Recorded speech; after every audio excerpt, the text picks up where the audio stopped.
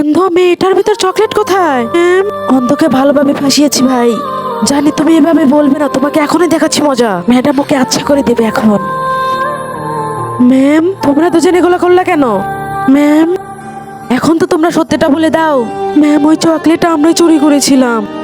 Ma'am, আমরা দুজন মনে করেছিলাম যে ম্যাম সে আমি এই চকলেটগুলো তোমার কাছে রাখো।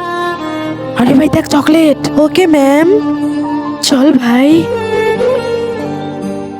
আরে আসবি, ক্রিসমাস পার্টির জন্য টাকা দরকার। ম্যাম বলেছে তুই নাকি করবি। হ্যাঁ ঠিক আছে, আমিও দিয়ে দেবো। চল ভাই, হয়ে গেছে। তার আগে গাইস, আজকে অন্যদের মতো কসম দেবো না। এই আল্লাহর লেখাটি যদি ভালো লেগে থাকে তাহলে ভিডিওটি লাইক করে চ্যানেলটি সাবস্ক্রাইব করে দিও। কমেন্টে বলে যে আই লাভ ইউ আল্লাহ। আরে বান্টু আর বাবলু এরা তো কখনোই শুধরাবে না, ওদেরকে আমার শাস্তি দিতে হবে।